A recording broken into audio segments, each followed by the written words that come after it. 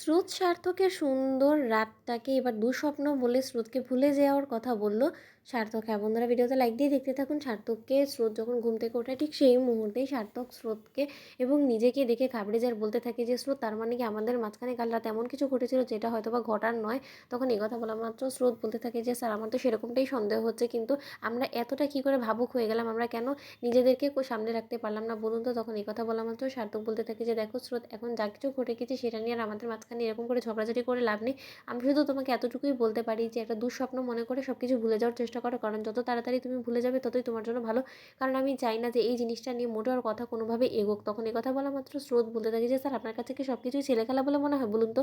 না, আপনার সবসময় আসলে সব কিছু এতটা সহজ বলে কেন মনে হয়? আপনি আমাকে বলতে পারেন এই যে আপনি এবং আমি কাল রাতে আমাদের মাঝখানে কী হয়েছে সেটা আমাদের বিন্দুমাত্র ধারণা নেই, কিন্তু তার সত্ত্বে একটা জিনিস আমরা ক্লিয়ারলি বলতে পারি যে না, কাল রাতে আমরা এতটাই কাছাকাছি ছিলাম যেটা হয়তো একটা নর্মাল স্বামী স্ত্রীর মাঝখানে সম্পর্ক হওয়ার ক্ষেত্রে হয়। কিন্তু তাই বলে আপনি এটাকেও আমাকে যদি দুঃস্বপ্ন বলে ভুলে যাওয়ার কথা বলেন, তাহলে আমি রিয়েলি ভেরি সরি, সেটা আমার পক্ষে সম্ভব না। কারণ কাল রাতে যা কিছু ঘটেছে সেটা সুন্দর স্বাভাবিকভাবেই ঘটেছে। তাই এমন কোনো কিছু নয় যেটা আপনি দেখেও না দেখার ভান করবেন বা জেনেও না জানার ভান করবেন। তাই আমরা দুজনই অ্যাডাল্ট, আর এই জিনিসটা আমাদেরকে অ্যাকসেপ্ট করতে হবে যে আমাদের একটা ভুলের কারণে আমাদের মাঝখানে এমন কিছু অনাকাঙ্ক্ষিত ঘটনা ঘটে গিয়েছে। তখন সার্থক বলতে থাকে যে আমি আলবাত এই জিনিসটা মানতে রাজি না। কারণ কেন জানি আমার সন্দেহ হচ্ছে যে হয়তোবা ইচ্ছাকৃতভাবে কাল রাতে তুমি আমার সাথে ঘনিষ্ঠ হওয়ার চেষ্টা করার আর সুযোগেই কিছু একটা এমন আমার কোল্ড ড্রিঙ্কে মিলিয়েছো যার ফলে কিনা আমার এতটা মাথা যন্ত্রণা করেছে, আর আমি নেশাগ্রস্ত অবস্থায় তোমার এতটা কাছাকাছি চলে এসেছি, নয়তো বা তোমার প্রতি এতটা আকৃষ্ট হওয়ার তোমার কোনো কথা নেই। তখন সার্থককে স্রোত বলতে থাকি যে স্যার, আপনি আমাকে প্লিজ এতটাও নিচে নামিয়ে দিবেন না। আমি খুব ভালো করে জানি যে আপনি আমার সম্পর্কে ঠিক কী ভাবেন, কিন্তু তাই বলে এতটা নোংরা অন্তত আমাকে মনে করবেন না যে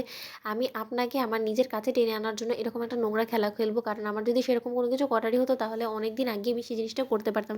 আপনাকে এবং আমারকে একে অপরের কাছাকাছি আসার জন্য নিশ্চয়ই এরকম নোংরা কোনো কর্মকাণ্ড করার আমার কোনো প্রয়োজন নেই। তখন সার্থক বলতে থাকে যে না, সেরকম কোনো কিছু প্রয়োজন নেই, এখন তুমি মুখে বলছো, কিন্তু কি জানি কে বলতে পারে যে তুমি ইচ্ছাকৃতভাবে এই জিনিসটা ঘটানোর চেষ্টা করোনি, নয়তোবা কালকে তোমার কিসের এত দায়বদ্ধতা ছিল যে তুমি এরকম একটা পার্টি অ্যারেঞ্জ করলে, তারপরে হুট করে কেক কাটার আগেই সব গেস্ট চলে গেলো, শুধুমাত্র আমি এবং তুমি একা কেক কেটেছিলাম, এতদূর অবধি আমার মনে আছে। তারপরে তো আমার কোনো কিছু মনে নেই। কোনো মতে তুমি সেই কেকের মধ্যে তো এমন কোনো কিছু নেশার ওষুধ মেশাওনি যার ফলে কিনা আমার এতটা নেশা হয়ে যায় আর আমি তোমার এতটা কাছাকাছি চলে আসি। দেখো শ্রো, তুমি যদি সেই নিয়তে এরকম কোনো কিছু করে থাকো then I am really very sorry. আমি কিন্তু আমাদের ভবিষ্যৎ জীবনে কোনো কিছু যদি এমন কোনো উদ্ভট ঘটনা ঘটে যায় তখন কিন্তু সেটার জন্য দায়ী দায়িত্ব নিব না। তখন এই কথা বললাম তো স্রোত বলতে থাকে যে স্যার, আপনি ভাববেন না ভবিষ্যৎ জীবনে আমাদের মাঝখানে যদি এমন কোনো কিছু অনাকাঙ্ক্ষিত ঘটনা ঘটেও যায় তার জন্য আমি আপনাকে দায়ী করবো না, কারণ আমার আপনাকে চেনা হয়ে গেছে। আমি বুঝতে পেরেছি যে আপনি সেই সব মানুষের মধ্যে পড়েন, সেসব ছেলেদের ক্যাটাগরিতে পড়েন যারা ভুল করে নিজেদের দায়িত্ব কর্তব্য সব কিছু এড়িয়ে স্ত্রীর উপরে চাপিয়ে দিয়ে সটকে পড়ে। তো বন্ধুরা, ভিডিওটি ভালো লেগে থাকলে অবশ্যই লাইক কমেন্ট শেয়ার করে সাবস্ক্রাইব করতে ভুলো না।